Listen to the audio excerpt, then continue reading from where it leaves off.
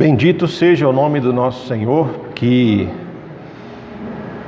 diante de sua misericórdia e graça, Ele continua falando conosco, Ele continua ministrando aos nossos corações, apesar de nós, apesar de quem nós somos, apesar do que nós fazemos de errado, de complicado, o Senhor não desiste de nós. E Ele continua falando, mesmo que a gente não ouça muitas vezes, mas Ele continua falando, porque Ele sabe que vai chegar um momento em que a gente vai parar de resistir à palavra dEle e vamos nos render, reconhecendo a grandeza, a soberania, a majestade, o reinado dEle sobre as nossas vidas, sobre o nosso coração. O texto que eu quero compartilhar hoje se encontra lá em Mateus, no capítulo 26, ou melhor, Mateus 16. Mateus 16. Esse é mais um domingo de celebração dos 56 anos da Igreja Evangélica Congregacional de Monte Santo, em que nós temos trabalhado esse tema de uma igreja saudável, temos trabalhado fortemente a questão da comunhão. Hoje nós vamos falar como o nós fortalece a comunhão. A gente trabalhou vários pontos da questão da comunhão, desde a sua definição, do seu desenvolvimento, de como ela surge, de como ela se manifesta no nosso meio, de como as nossas ilusões de comunhão, elas precisam ser destruídas para que nós possamos viver a verdadeira comunhão que o Senhor nos ensina. E hoje eu quero compartilhar com vocês de como o nós fortalece a comunhão. E esse texto de Mateus 16, vamos fazer uma leitura a partir do verso 13. Isso, Mateus 16, a partir do verso 13. Quando Jesus chegou à região de Cesareia de Filipe, perguntou aos seus discípulos: quem as pessoas dizem que o Filho do Homem é? E eles responderam: alguns dizem que o Senhor é João Batista, outros que é Elias, e outros ainda que é Jeremias ou um dos profetas. E vocês? Perguntou ele: quem vocês dizem que eu sou? Simão Pedro respondeu: o Senhor é o Cristo, o Filho do Deus vivo. Jesus disse: que grande privilégio você teve, Simão, filho de João. Foi meu Pai no céu quem lhe revelou isso. Nenhum ser humano saberia por si só.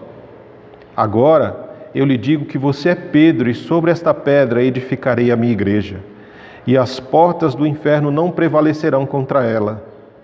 Eu lhe darei as chaves do reino dos céus. O que você ligar na terra será ligado no céu, e o que você desligar na terra será desligado no céu. Até aqui, irmãos. Amém. Acho que até aqui a gente já tem bastante coisa para conversar, né?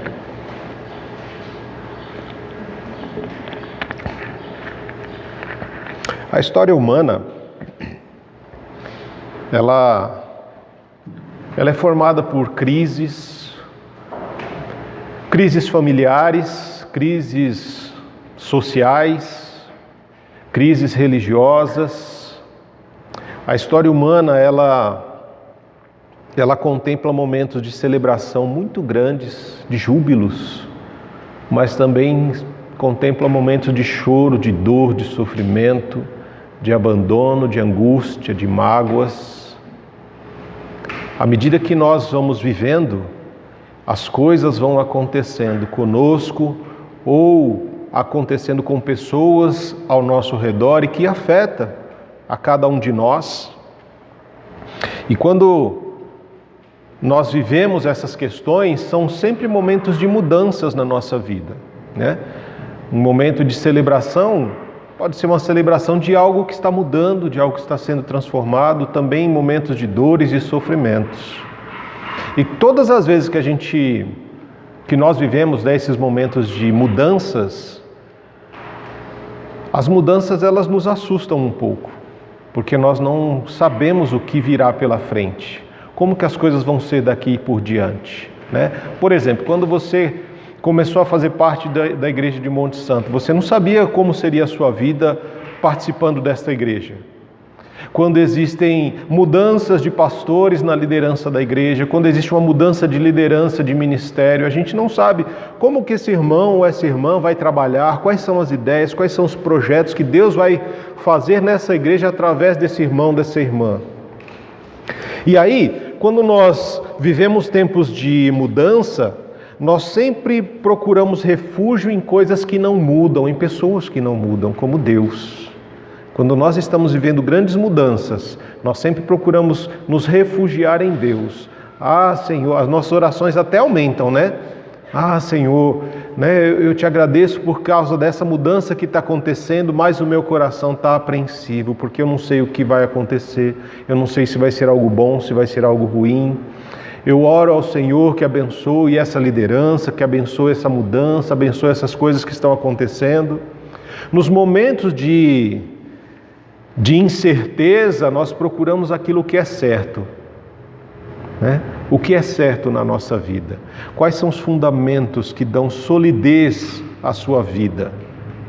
A gente procura isso, para tentar se fortalecer, para tentar não cambalear. E quando olhamos esse texto, nós vemos um grupo de pessoas que caminham com Jesus, rumo a uma mudança, né? Jesus tem chamado esses discípulos. E aí imagina, por exemplo, Mateus, está sentado, era um coletor de impostos ali, e de repente Jesus olha para ele e fala, siga-me. Ele larga tudo e começa a seguir Jesus. Pensa na mudança da vida desse homem. De condenado por uma sociedade inteira, sem possibilidade de salvação, a uma simples palavra que Jesus disse, siga-me. E se abre a salvação diante dos olhos dele. Tudo na vida dele ia mudar. Tiago e João, Pedro, né, os que estavam pescando ali, Jesus fala, olha, vem comigo. Vocês faziam uma determinada coisa, mas eu vou melhorar isso. Vocês eram pescadores de homens, de peixes, né? Agora vocês vão se tornar pescadores de homens. Vai haver uma mudança grande na vida de vocês. E essa mudança não quer dizer que as coisas vão ser sempre boas. Vão haver muitas dificuldades e lutas, oposições. Mas tudo vai de acordo com essas mudanças que acontecem na nossa vida, né? Por exemplo, o século passado, ele era conhecido como o século das ideologias, né?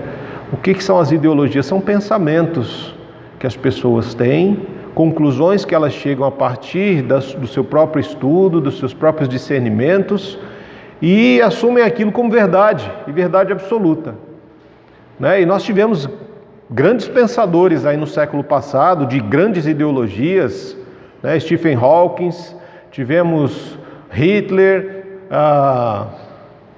tivemos Freud, tivemos vários homens, mas isso por um lado complicado, difícil, né? Mas também nós tivemos grandes homens no reino de Deus, como C.S. Lewis, Chesterton, Dietrich Bonhoeffer, dentre tantos. São lutas de pensamentos, ideologias. Já no século XXI, as pessoas dizem que nós vivemos agora a era da identidade. Essa era de identidade é uma era muito complicada, difícil, né? E que se intensificou principalmente com a questão da pandemia, onde as pessoas tinham que estar sempre compartilhando a sua imagem, né? Reuniões intermináveis, onde a imagem das pessoas estava sempre sendo exposta, né? Isso levou as pessoas a um grande número de cirurgias, no nariz principalmente. As pessoas estavam muito incomodadas com o nariz. Tanta gente fez cirurgia no nariz, gente. E o que estava ruim muitas vezes ficou pior, né? Esse aqui é o problema. Tentou melhorar, o negócio só estragou. As questões de selfies, né? As selfies explodiram. Todo mundo quer tirar selfie. A selfie é uma foto de você mesmo, né? E tudo isso por uma questão de identidade. Eu preciso ter uma identidade, as pessoas precisam saber quem eu sou, né? E esse é um problema grave, complicado, porque esse período de pandemia que nós vivemos, essa era de identidade, ela traz para nós mudanças, né? E lembra que eu falei que quando as mudanças acontecem, a gente acaba buscando aquilo que é mais certo, aquilo que não muda. Quando as incertezas aparecem e crescem diante de nós, a nossa tendência é sempre buscar aquilo que é certo, aquilo que nós temos segurança. E essas questões de identidade, elas fazem com que nós voltemos às questões fundamentais da nossa vida. Perguntas como: quem sou eu? De onde eu vim? Para onde eu vou quando eu não estiver mais nesse mundo? E o que eu estou fazendo aqui? Por que eu fui criado? Para que eu fui criado? Você já parou para pensar nisso? Profundamente, não superficialmente. Você já parou assim diante do espelho e falou assim: quem sou eu? Você olhar para você mesmo no espelho. Quem sou eu? De onde eu vim? O que eu estou fazendo aqui? Por que Deus me deu determinados dons? Para que Ele me deu isso? O que eu posso fazer com isso? Essas são perguntas fundamentais para a existência humana. E que o entretenimento nos atrapalha bastante, irmãos, de pensar nessas questões. Porque a gente está sempre procurando um barulho, alguma coisa para nos tirar da possibilidade de pensarmos a respeito dessas questões. Por exemplo, você chega em casa, aí já liga ali uma televisão, liga um som, liga alguma coisa para ter um barulho ali diferente. Porque o silêncio, ele incomoda muitas vezes. O silêncio, ele dói no ouvido. Quem não é acostumado com silêncio, ele é constrangedor. Porque é no silêncio que nós ouvimos Deus. É no silêncio que nós nos reunimos e aí nós ouvimos o Senhor dizendo aqui, como Ele fez aos discípulos: quem as pessoas dizem que é o Filho do Homem? Eu acho que a pior é quando Ele fala assim: quem vocês dizem que eu sou? Pensou Ele chegar para você, você chega em casa, tal, não tem ninguém. E aí você está naquele silêncio, de repente acabou a força. Isso é um motivo bom, né? Porque se deixar por nossa conta, a gente sempre vai ligar alguma coisa. Acabou a bateria do seu celular, não tem energia no bairro, então você não tem nem como carregar o infeliz, né? E aí só tem você dentro de casa naquele momento. E aí você ouve uma pergunta lá no seu coração, que talvez você diga: eu não sei de onde veio isso. Eu sei, foi do Espírito Santo. E ele pergunta para você assim: quem eu sou para você? Jesus perguntando, né? Quem sou eu para você? Você já parou para pensar quem que é Jesus para você? Quem é Jesus para a igreja de Monte Santo? Para que essa igreja existe? Qual o propósito da existência dessa igreja? Quem é você? Por que Deus te trouxe a essa igreja? E aí quando a gente faz esse silêncio, ele é da hora, né? Eu acho muito legal, viu? A gente faz esse silêncio assim, aí os irmãos ficam assim. Aquela expectativa: nossa, ele não vai falar nada, né? As carinhas de interrogação de vocês são muito legais. Quem é Jesus para você?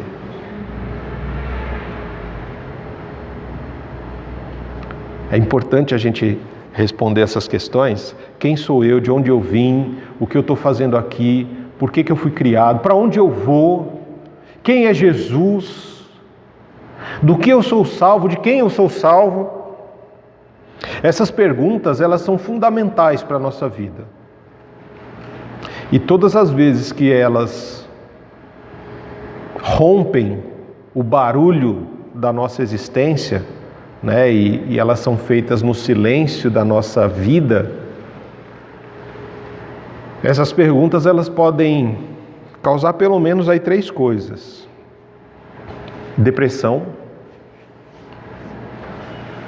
porque você começa a questionar essas a se questionar, e se você não tiver uma fundamentação boa, uma fundamentação cristã, ou alguém que te ajude a responder essas perguntas, você vai achar que a sua vida não tem sentido, que a sua existência é vazia, de que não tem nada que vale a pena para que você viva, e que se você morrer não vai fazer diferença para ninguém. E a depressão é um dos maiores fatores de suicídio que nós temos, né? Por isso esse mês de setembro, ele é chamado de Setembro Amarelo como uma referência, para que nós possamos divulgar, compartilhar, né, essa questão, essas perguntas existenciais que podem ajudar muitas pessoas. Quantas pessoas fazem essas perguntas, mas não têm a resposta? E quando elas não encontram essas respostas, elas podem sim ser levadas ao suicídio.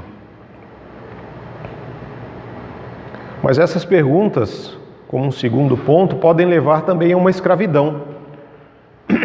Quem sou eu? Eu não sou ninguém, sem fulano, sem beltrano, sem ciclano.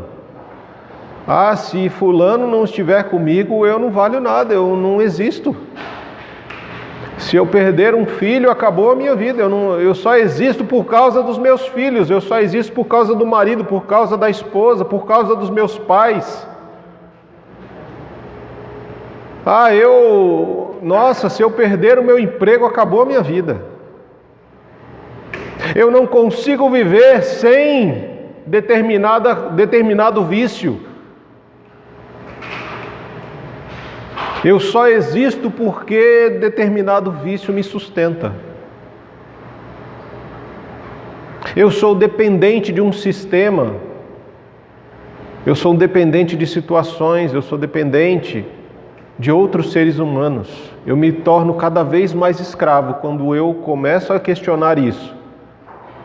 E eu começo a pensar que sem fulano, a minha vida acaba. Sem ciclano, a minha vida acaba. Eu fundamento a minha existência na existência do outro. Eu vivo uma vida em que, se fulano deixar de gostar e me amar, acabou tudo. Quantas pessoas não vivem esse tipo de escravidão? E muitas delas se submetem a agressões físicas, a agressões emocionais, a violências absurdas. Se tornam reféns da sua própria emoção. Mas tem uma terceira questão, irmãos, que essas perguntas podem nos levar também à liberdade. Quando eu começo a questionar quem eu sou, de onde eu vim, para onde vou, por que eu estou aqui, para que eu tenho determinados dons, e eu consigo, num momento de intimidade com Deus, descobrir essas questões. Eu descubro que sou um filho de Deus, que eu sou amado por Deus, que a gente cantou aqui que Ele, das montanhas, que Ele escala as montanhas para nos buscar, para nos encontrar, que Deus teve um amor tão ousado por nós que não mediu sacrifícios, que eu vejo Deus como aquele homem, aquele pai do filho pródigo que não está se importando com a comunidade, o que as pessoas vão falar, porque ele corre ao encontro do filho que estava perdido e que agora retornou, envolve esse filho num abraço de amor, de cuidado, de comunhão, e restaura aquele relacionamento que tinha sido quebrado. Nós somos esses filhos amados de Deus, que estávamos perdidos e fomos encontrados. Nós viemos de Deus, somos criatura de Deus e para Deus nós estamos caminhando um dia de cada vez, numa peregrinação santa, à medida que o Senhor vai transformando o nosso caráter, vai moldando a nossa mente, a mente de Cristo, o nosso coração vai começando a bater no mesmo pulsar do coração de Jesus, que Ele vai curando os nossos olhos para que nós possamos enxergar o outro através dos olhos de Cristo. Os dons que Ele dá para cada um de nós São oportunidades para que nós possamos edificar esta igreja, fortalecendo esta igreja com os dons que Ele dá a cada um de nós. E que muitas vezes a gente não se dá conta disso. A gente acha que às vezes o dom que Deus nos dá é para a gente ganhar dinheiro. Não, não é, irmão, para você ganhar dinheiro com o dom que Deus te deu, não. O dom que Ele te deu é para você abençoar a igreja, abençoar a noiva, o corpo de Cristo, para que ela se fortaleça, para que ela cresça, para que ela olhe para Jesus, que ela aguarde a volta do Messias. Nós fomos criados para a glória de Deus, para o louvor do nome de Jesus Cristo. Você, eu, nós fomos criados para glorificar a Deus, irmãos, com as nossas vidas. As suas decisões, as suas emoções, as suas atitudes, elas precisam manifestar glórias ao nome de Cristo. E nós, como é que a gente faz para glorificar a Deus? Pastor, mas como é que eu glorifico a Deus com a minha vida? Nós precisamos entender uma coisa assim, são várias formas de glorificar a Deus com a nossa existência, com a nossa vida. Mas uma coisa que eu acho que é muito importante, que nós precisamos observar, resgatar, entender, é que nós não fomos criados para viver sozinhos. Nós somos seres relacionais. Nós somos criados para viver com gente, para cuidar de gente, para ser cuidado por gente, para nos relacionarmos com gente. E quando a gente entende que o Senhor nos cria para vivermos relacionamentos, porque Deus é um Deus de relacionamentos, Ele é um Deus pessoal, relacional. Deus nunca esteve só, porque Ele sempre teve Pai, Filho e Espírito Santo num relacionamento de santidade, de entrega, de comunhão, de cuidado, aonde um não quer ser maior ou melhor do que o outro, mas um exalta o outro, um engrandece o outro, um elogia o outro. Um coloca o outro sempre acima dele mesmo. E esse é o modelo de comunhão, um modelo relacional que Deus quer que nós possamos viver. E aí, quando a gente entende isso, nós entendemos que Deus, Ele quer que a gente abra a mão do eu para vivermos o nós. Ele não quer que, pastor, então eu não existo. Não, Ele não quer que você se anule plenamente, porque Deus não anula a nossa personalidade. Mas Ele quer nos ensinar que o individual deve estar abaixo do coletivo. Eu sempre preciso pensar, poxa, eu não quero fazer determinada coisa porque eu não quero. Mas se Deus me deu dons, se eu tenho capacidade para isso, se o Senhor me capacitou para determinadas coisas com dons, com o Espírito dEle, por que eu não vou usar este dom para o bem coletivo? É só por uma questão pessoal, individual, egoísta? E esse mundo que nós vivemos hoje, ele nos ensina isso. Primeiro é você, depois você pensa nos outros. Primeiro você tem que pensar só em você. Se o que faz o grupo, por exemplo, você imagina, o congregacionalismo é um exemplo disso. Nós vivemos, as nossas decisões elas são tomadas em assembleia. Mas eu não concordo com tal coisa. E a gente faz a votação, mas se a maioria concordou, então eu devo me submeter à maioria.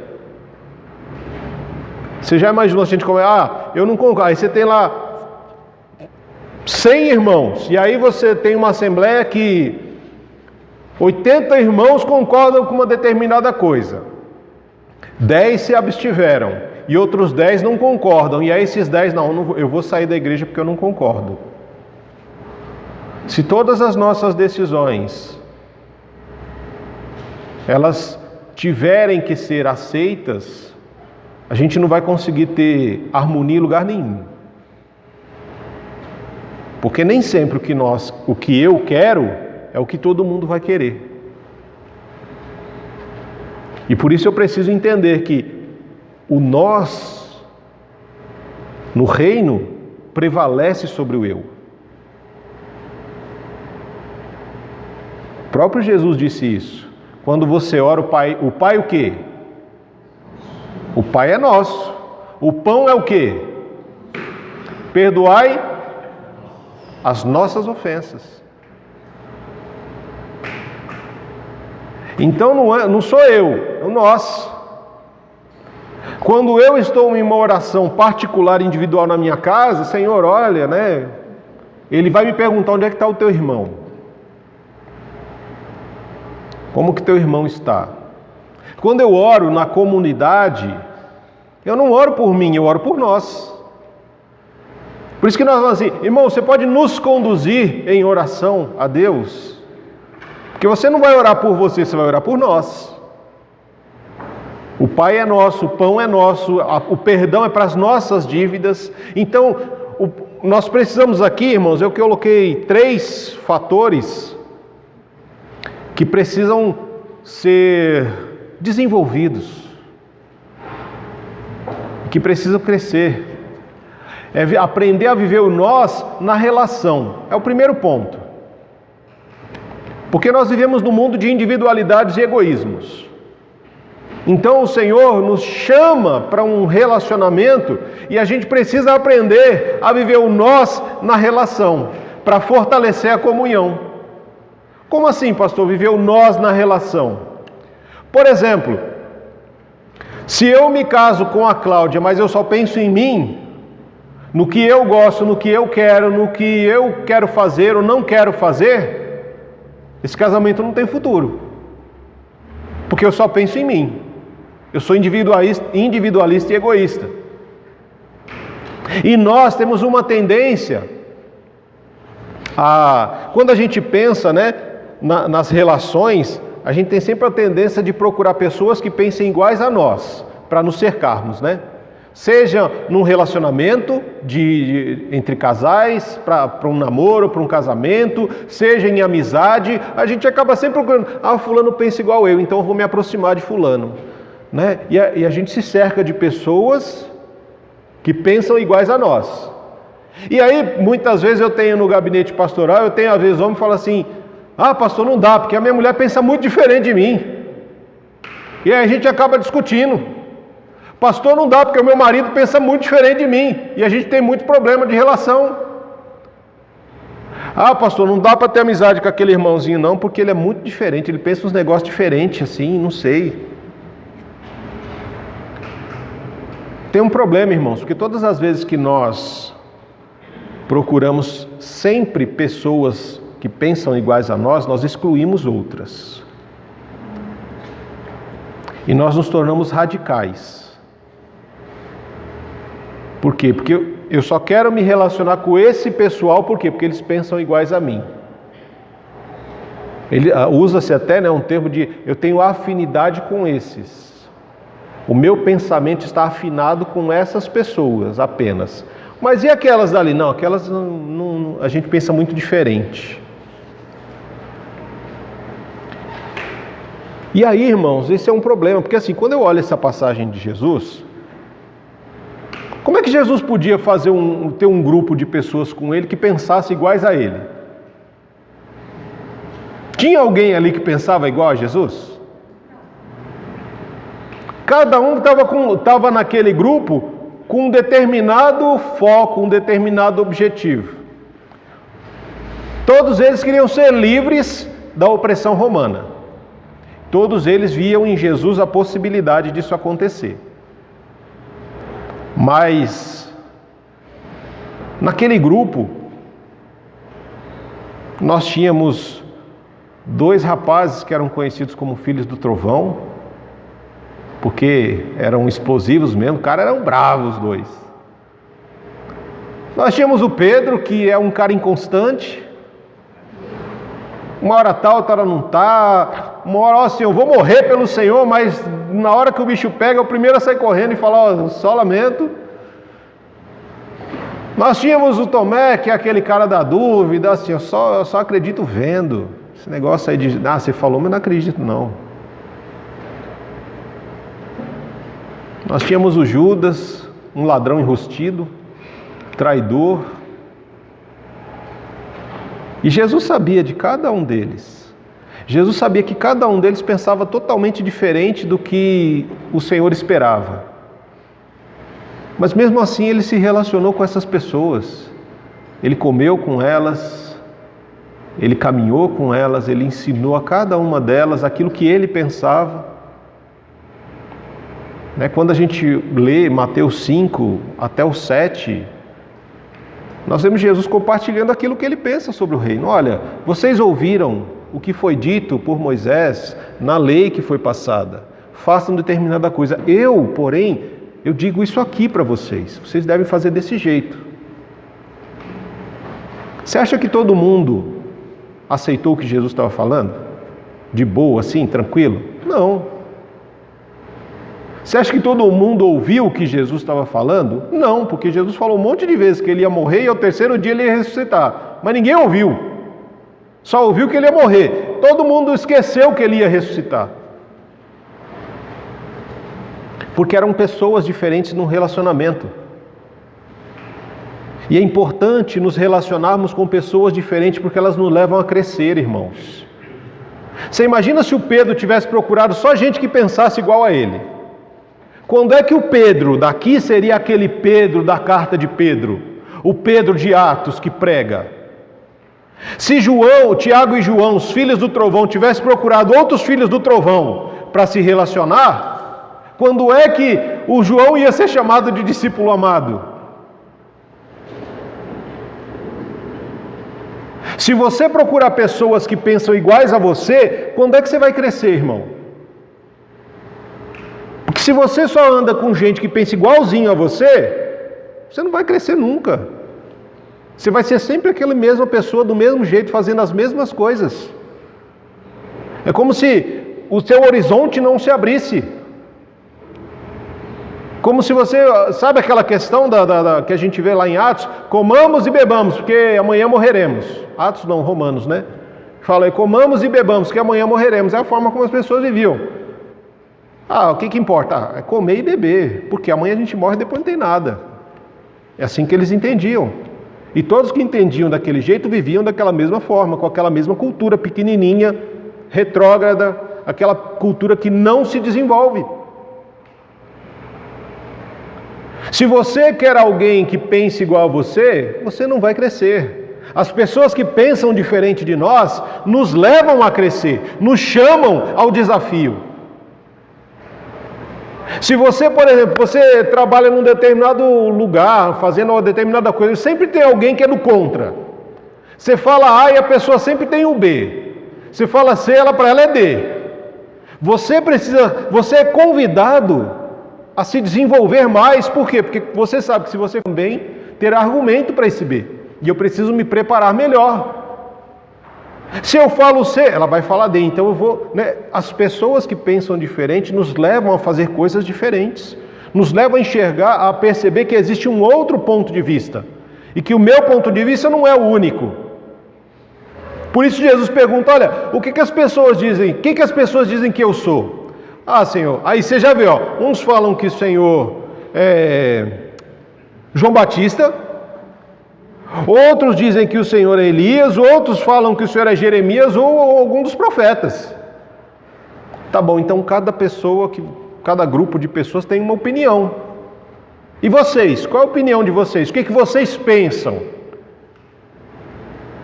Quem vocês dizem que eu sou? É o que Jesus pergunta. Por que Jesus pergunta isso? Porque existe relação, existe relacionamento. E o Senhor fala, aí o Pedro, depois eu creio que teve aquele silêncio monstro, constrangedor, um olhando para a cara do outro. E agora? O que a gente fala? Eu não sei se ele é Elias, se ele é João Batista, se ele é Jeremias, se ele é só um profeta, não sei. E aí de repente o Pedro rompe o silêncio e diz, olha, tu és o Cristo, o Filho do Deus vivo. E Jesus em seguida diz, é verdade, você foi privilegiado por essa revelação, porque ela não foi de você, porque nenhum ser humano poderia realmente reconhecer isso. Isso foi algo que o meu Pai colocou em você, para que você dissesse. Então na relação, nós precisamos de gente que pensa diferente para nos levar a pensar um nível acima. Você já pensou se a tua esposa pensasse igualzinho a você? Ou se o seu marido pensasse igualzinho a você? Que negócio chato que seria. Se todo mundo torcesse para o Corinthians, não tinha outro time, irmão. Não tinha graça o futebol. Porque o futebol, por exemplo, tem o X, né? O que atrai é a tal da... Eu torço para o Corinthians, o outro torce para o São Paulo, o outro torce para o Palmeiras e assim por diante. E quando há o confronto, a gente sempre acha que o nosso é o melhor, por pior que esteja. Na relação, nós precisamos aprender a conviver com o outro. Porque o outro pensa diferente. E um casamento ele só se fortalece à medida que nós aprendemos com o outro. O outro é perfeito? Não. Mas você também não é. O outro sabe tudo? Não, mas você também não sabe. O outro pensa diferente de você? Amém. É uma oportunidade de vocês terem, é algo que vocês precisam dialogar, conversar. É um motivo de conversa. Se você não conversa com seu marido, com a sua esposa, com seus filhos, são motivos para conversar. Porque cada um vai pensar de um jeito. O que você pensa de Jesus? Quem é Jesus para você? Eu tenho certeza que o que Jesus é para mim, na minha mente, vai ser diferente do que você vai me responder, se eu te perguntar quem é Jesus para você. Mas é na relação que nós crescemos. E é na relação que Jesus faz com que esses rapazes cresçam. E se tornem apóstolos, que se tornem homens de Deus. É na relação. Mas para essa relação acontecer, a gente precisa saber quem nós somos.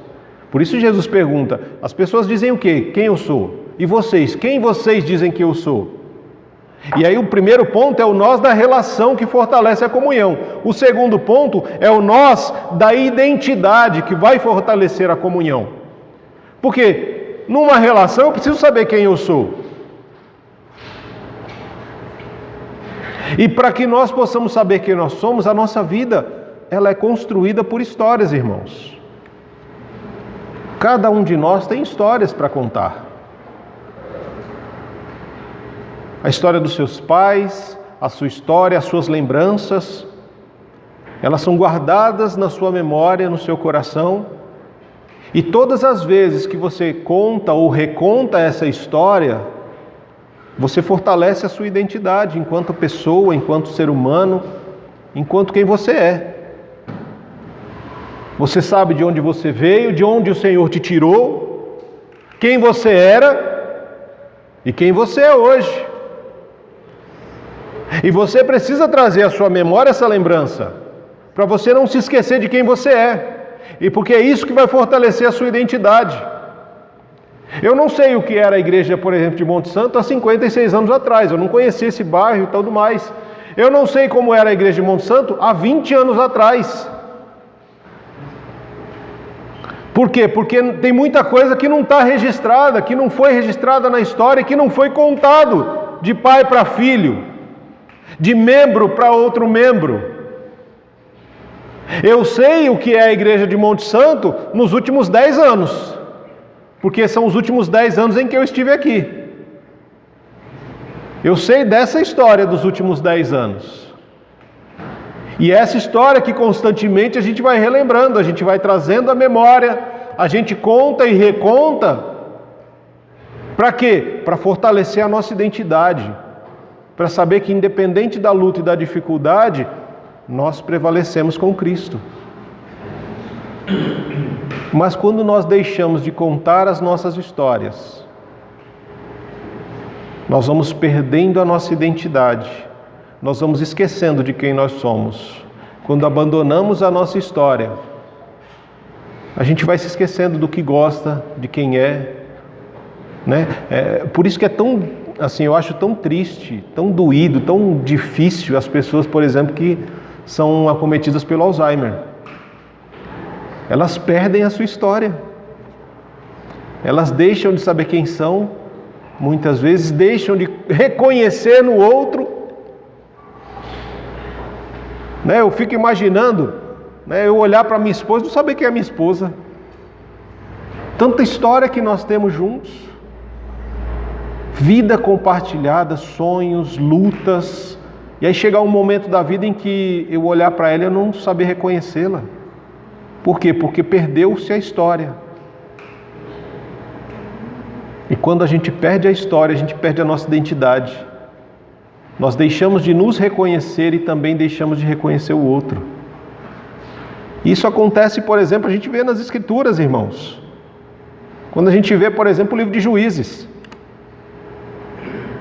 O livro de Juízes é um fato claro de o que acontece com a nossa identidade quando a gente deixa de compartilhar a história. À medida que eles contavam as histórias de quem Deus era, dos livramentos de Deus, de tudo que Deus fez, a identidade do povo judeu se fortalecia. Deus levantava juízes, Deus levantava pessoas que conduziam, que libertavam, que direcionavam aquele povo. Mas à medida que os pais deixavam de contar aos filhos as histórias antigas de quem eram, de onde vieram, de quem é Deus, as pessoas já não conheciam, os filhos já não conheciam mais Deus. E uma geração após a outra, bastava 2 gerações para se esquecer quem Deus era e o que Deus tinha feito. E aí o que acontecia? Esse povo se tornava escravo de outros povos. Lutas, perseguições, mortes, dores, sofrimentos. Por quê? Porque já não sabiam quem eram e nem o Deus que serviam. Até que alguém se levantava, uma faísca acendia, e aí começava a se invocar o nome do Senhor novamente, e buscava se restaurar a identidade do povo. Assim também é com a gente. E à medida que nós deixamos de contar a nossa história, nós perdemos e enfraquecemos a nossa identidade, e o outro começa a se tornar para nós uma ameaça. Aí o que acontece? Eu não falo com o fulano porque ele é espírita. Não falo com o ciclano porque é homossexual. Não falo com o beltrano porque, sei lá, né? Porque eu não sei quem eu sou. E vai que ele me convence a ser quem ele é.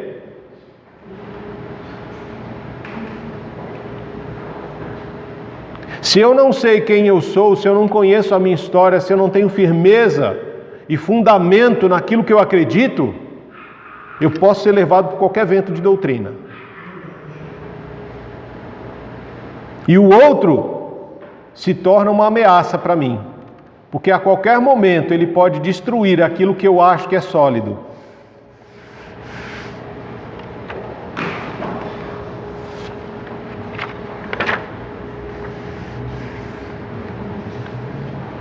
Mas o inverso também é verdade, irmãos. Quando eu sei quem eu sou,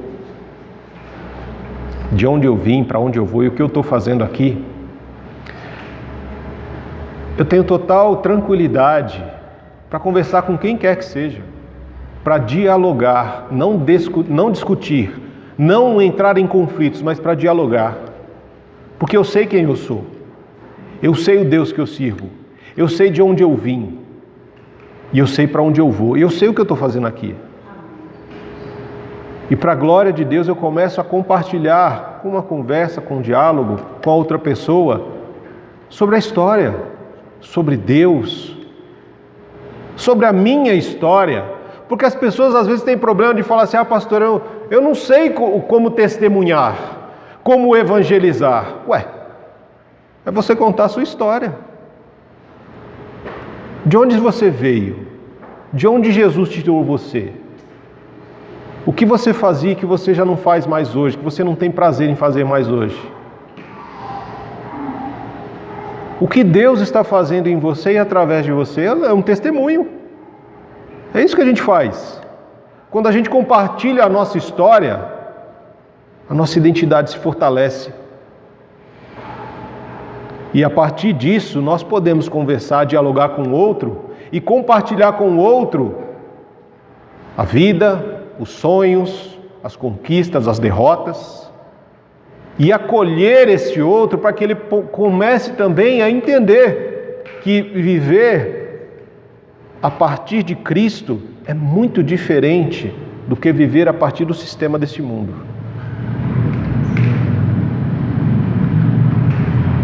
Esse é o segundo nós que fortalece a comunhão. O primeiro é o nós da relação. Eu preciso viver o nós na relação respeitando as diferenças, entendendo que eu preciso me relacionar com pessoas que pensam de forma diferente para que eu possa crescer. Mas para esse nós da relação fortalecer a comunhão, eu preciso ver o nós da identidade. E é isso que Jesus faz quando ele pergunta: quem o povo diz que eu sou? E quem vocês dizem que eu sou? E aí, depois que Pedro fala que ele é o Cristo, o Filho do Deus vivo, o que Jesus faz? Jesus agora vai viver o nós da identidade. Agora eu vou dizer quem você é. Porque nós só sabemos quem nós somos a partir de um relacionamento de intimidade e amor com Cristo. Cristo vira e fala: se o Pai diz que eu sou o Cristo, o Filho do Deus vivo, isso só Deus pode saber, porque você como ser humano não poderia discernir. Agora eu, Cristo, digo que tu és Pedro, e sobre esta pedra que é Jesus, edificarei a minha igreja, e as portas do inferno não prevalecerão contra ela. Jesus revela a identidade de Pedro. Pedro, lá no grego, é uma pedra que você não pode construir nada em cima, porque ela é vacilante. Ela não pode ser usada como fundamento de nada. Jesus revela a identidade de Pedro. Se você não sabe quem você é, você precisa de um relacionamento com Jesus. Porque Ele vai dizer quem você é, de onde você veio, para onde você vai e o que você está fazendo aqui. Quando você souber quem Cristo é, Ele vai dizer quem você é. Pedro não sabia quem ele era, mas o Pai revelou quem Cristo era. E quando ele diz que Jesus era o Cristo, o Filho do Deus vivo, Cristo diz: então você é Pedro, uma pedra vacilante, que eu não posso edificar a igreja, mas sobre a minha vida, eu edificarei a minha igreja, e as portas do inferno não vão prevalecer sobre ela. É o nós da relação que fortalece a comunhão, é o nós da identidade que fortalece a comunhão, e aí a gente passa para o nós da responsabilidade que vai fortalecer a comunhão. Esse é o terceiro nós, quando Jesus diz para ele: eu lhe darei as chaves do reino dos céus.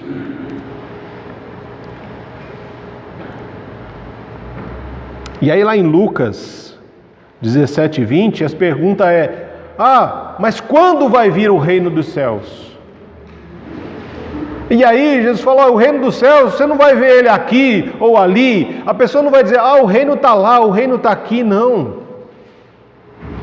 Porque o reino dos céus, ele é muito mais do que um lugar.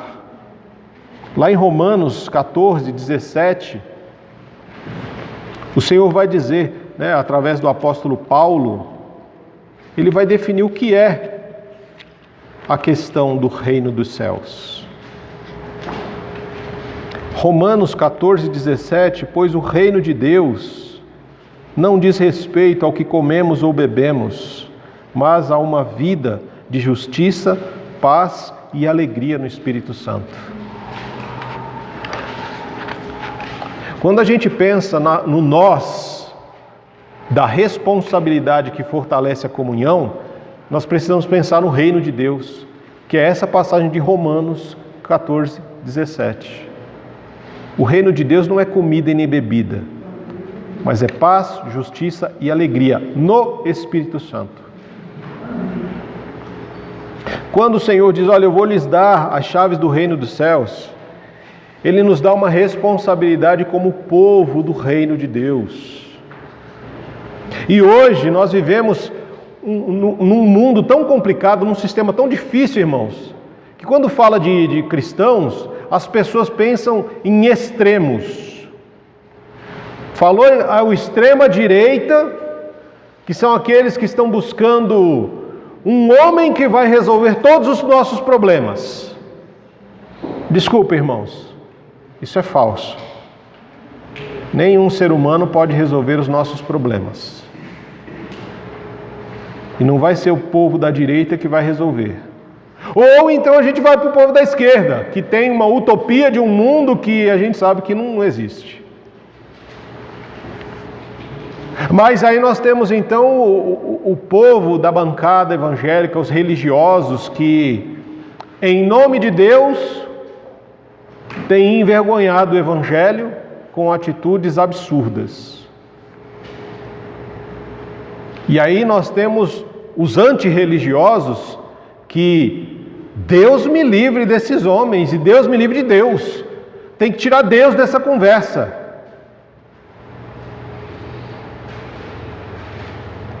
E quem pode nos salvar de nós mesmos com essa polarização, com esse negócio maluco que existe? Uns são extremos para a direita, outros são extremos para a esquerda, outros são os extremos religiosos, que estão ali para fortalecer a sua convicção, a sua denominação, a sua placa, os seus planos e não o plano de Deus. E os antirreligiosos que estão saturados desse negócio de fazer as coisas em nome de Deus, eles querem Deus muito longe. Porque quando se fala em Deus, os antirreligiosos têm como referência as denominações e as pessoas religiosas, que têm planos que não têm nada a ver com o reino de Deus. E aí a gente precisa pensar, irmãos. O Senhor diz que Ele está nos dando as chaves do reino dos céus. O que ligarmos no céu, na terra será ligado no céu. O que desligarmos na terra será desligado dos céus. Quando nós lemos os Salmos e vemos todo o Antigo Testamento, o Senhor sempre ressalta uma coisa, que quando os líderes, os governantes, eles são submissos à autoridade de Deus, existe prosperidade, existe paz no reino, naqueles que são governados. Mas quando os líderes, os governantes não seguem a Deus, mas seguem os seus próprios interesses egoístas, todo o povo sofre, toda a nação sofre. E nós vemos nesses momentos aí próximos às eleições, muitas pessoas que falam em nome de Deus, mas não têm uma prática real do que a palavra orienta. Temos outros que falam que são e não são, que fazem e não fazem. Isso é o que a gente mais tem, irmãos. E nós temos a responsabilidade como povo de Deus, como aqueles que compreendem o reino de Deus como um reino de paz, de justiça e de alegria no Espírito Santo, nós temos a responsabilidade de buscarmos o Senhor em oração, em consagração, em jejum, em busca da palavra, em orientação do Senhor para escolher em quem votarmos, né? Porque na realidade essas pessoas só estão no governo, né, nesses governos, porque Deus permitiu, por algo que nós escolhemos lá atrás, quando o Senhor era o rei de Israel, o rei do povo, e o povo falou: nós queremos um governante, alguém que esteja à nossa frente, que a gente veja. E o Senhor diz: olha, ele vai pedir isso de vocês. Ah, tá bom, a gente aceita. A gente aceita submeter os nossos filhos a eles, as nossas colheitas a ele. Nós nos submetemos ao governo dele, porque nós queremos escolher um rei que a gente veja, que a gente pegue, que a gente olhe, né? E Deus permitiu Saul. Não foi um bom rei. Depois Deus estabeleceu Davi como rei segundo o seu coração. Depois Salomão para dar continuidade, mas Salomão também se desviou dos caminhos do Senhor. E depois de Salomão teve um problemaço. Cada um achou que tinha que governar de acordo com a sua vontade. E era um rei que servia a Deus, outro rei que servia a outros deuses. Uma hora era estabelecido um caminho, outra hora era estabelecido outro. E o povo não saiu do lugar. Nós, como povo de Deus, irmãos, nós precisamos deixar de lado o eu e adotarmos o nós. Porque não é o governador, presidente, deputado que eu quero, mas o que nós, como povo de Deus, à luz das Escrituras, entendemos que seria o melhor. Nós precisamos entender que uma nação, uma igreja forte, ela só é forte quando ela cuida dos fracos.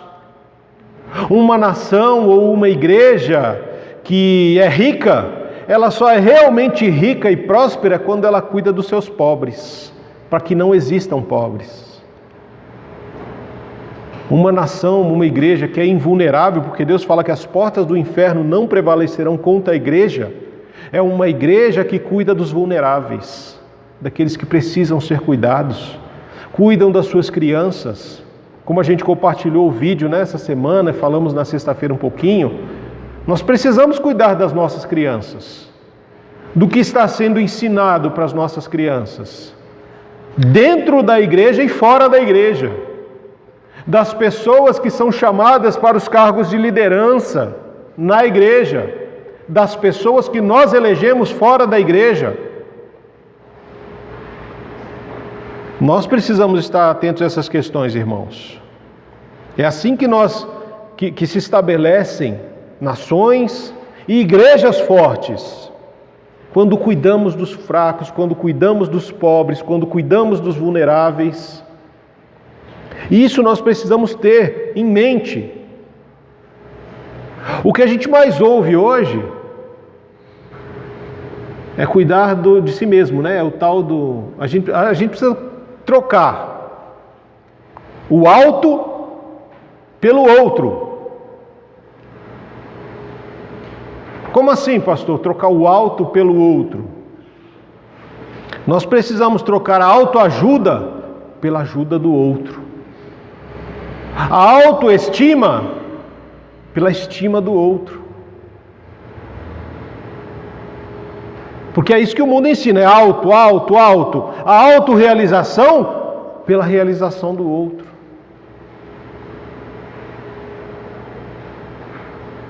Se numa relação, né, e aí eu trago, por exemplo, o casamento, se eu estou preocupado com a minha autorrealização apenas, eu nunca vou viver o nós na minha relação. Eu tenho que estar preocupado com a realização também do meu cônjuge, dos meus filhos, dos meus pais. Se eu estou na igreja, eu estou preocupado só comigo. Isso aqui nunca vai ser um corpo. Se eu estou preocupado só com o que é importante para mim, a minha autoestima, a minha autorrealização, a minha autoajuda, todo mundo tem que me ajudar apenas, eu nunca vou estar preocupado em servir ao outro. A gente cantou aqui, né? Que ele cresça e que eu diminua. Ser servo de todos os irmãos. Se eu viver o eu ou o alto, eu nunca vou ser servo de ninguém. E uma das coisas que fortalece a comunhão é o serviço, como nós vimos na semana passada, irmãos. Eu preciso servir, estar disposto a servir o outro. Quando eu abrir mão do alto pelo outro, eu vou entender o que isso aqui está dizendo, sobre ter essas chaves do reino. Eu vou entender a essência ali do Salmo 23. Ainda que eu ande por um vale de sombra de morte, da sombra da morte, eu não vou temer mal algum, porque tu estás comigo. Ou seja, quando eu entender que eu fui criado para viver nós e não eu, o nós, a coletividade, a comunhão, eu vou entender que independente da circunstância que eu viva, eu nunca vou estar sozinho. Por quê? Porque fomos criados para viver juntos. Nós fomos criados para viver em comunhão, em comunidade. E quando existe a comunhão e ela se fortalece, Deus derrama bênçãos. Deus abençoa. Deus manifesta a vida eterna na comunhão dos santos. Irmãos, nós temos muita religião e muita religiosidade para odiar uns aos outros. E nenhuma religião é capaz de fazer a gente amar um ao outro. Somente Cristo pode fazer isso. Somente Jesus pode derrubar os muros de inimizade que existem entre as pessoas.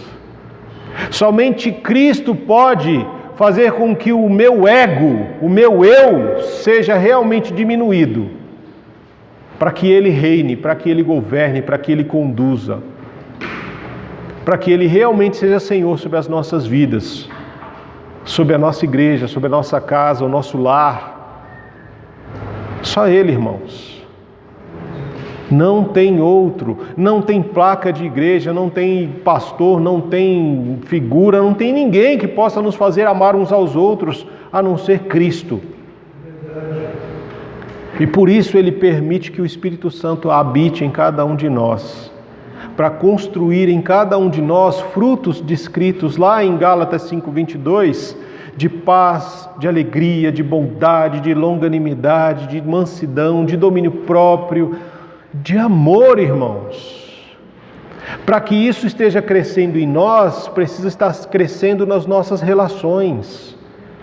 Cada um desses frutos, ele vai crescendo à medida que nos relacionamos uns com os outros, à medida que encontramos a nossa identidade em Cristo e assumimos a nossa responsabilidade como povo de Deus, como povo de Deus, que realmente compreende o que é o reino dos céus, que não é comer e beber, mas é ter paz, justiça e alegria no Espírito Santo.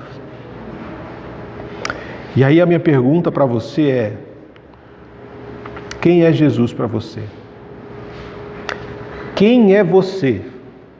Você vai para casa hoje, e aí você vai olhar no espelho, e você vai se perguntar ali, olhando no fundo dos seus olhos, quem sou eu?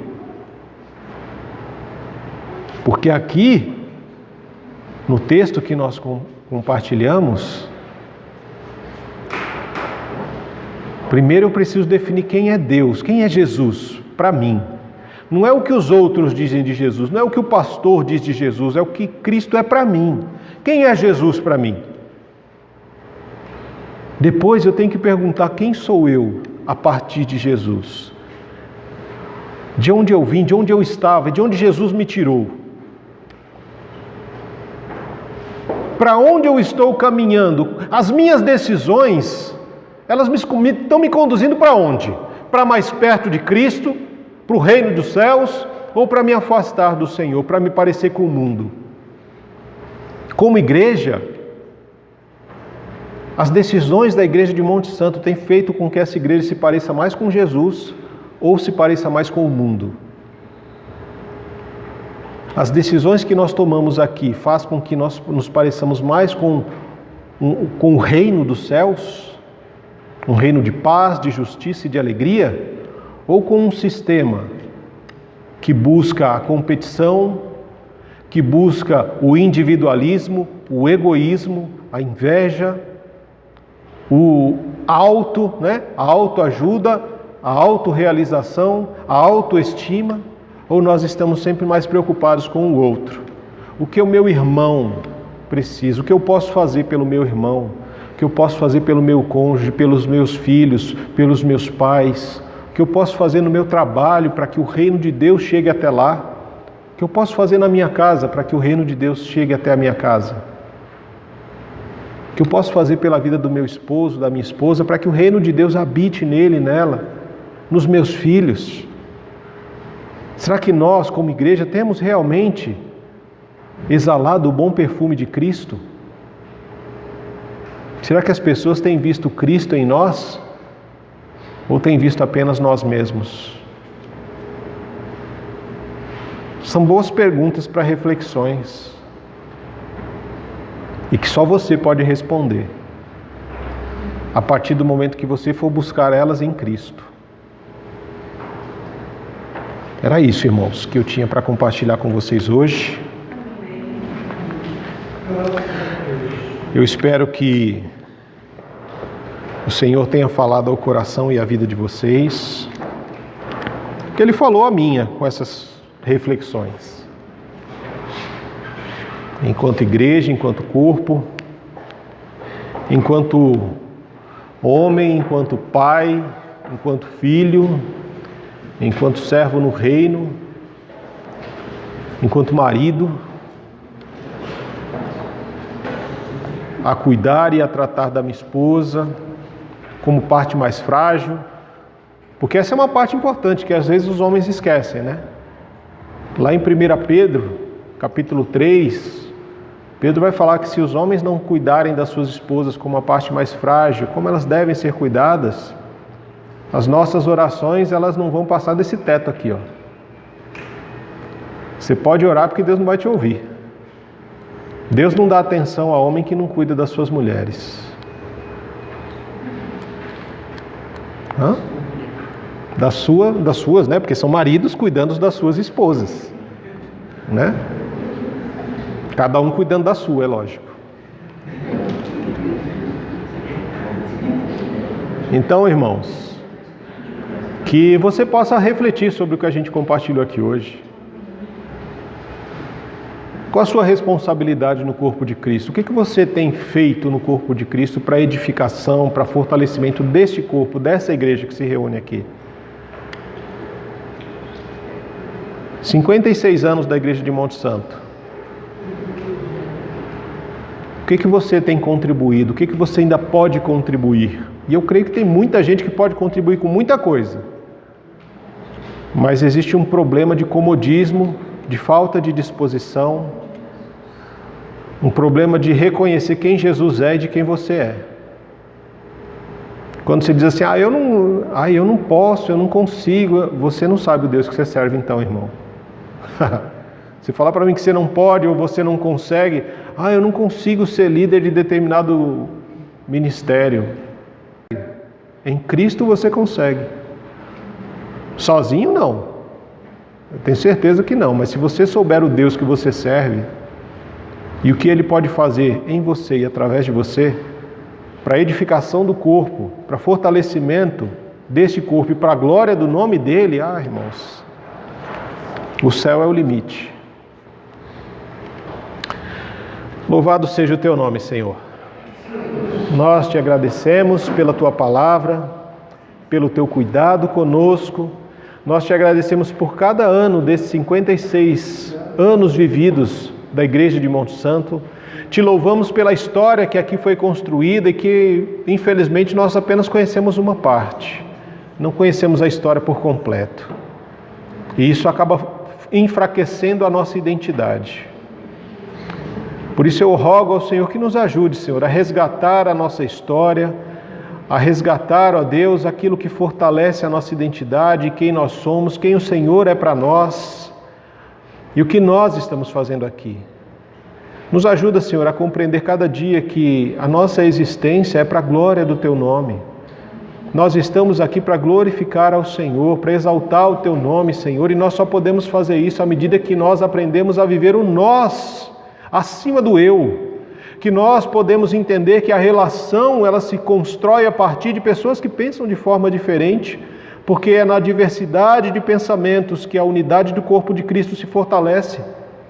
É na diversidade de pensamentos que um relacionamento entre um homem e uma mulher é construído. Para que ambos possam caminhar juntos, eles precisam olhar para Cristo, mas não quer dizer que tenham que ter a mesma forma de pensar. Podem enxergar coisas diferentes e um vai complementar o outro. No corpo de Cristo, Senhor, é necessário que pessoas pensem diferente para que nós possamos encontrar força. Nos ajuda, Senhor, a entender quem nós somos, a nossa identidade, a partir de um relacionamento de intimidade, de amor, de entrega, Senhor, no Teu altar. Porque quando nós sabemos quem nós somos, nós não temos vergonha da nossa história.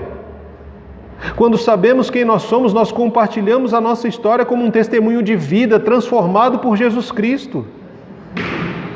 Nos ajuda, Senhor, a viver o nós na responsabilidade que o Senhor nos dá de escolhermos bem a nossa liderança, de não sermos extremistas, mas sermos pessoas equilibradas no pensamento, nas emoções, saber ter discernimento para tomar escolhas e decisões a partir da direção do Espírito Santo do Senhor.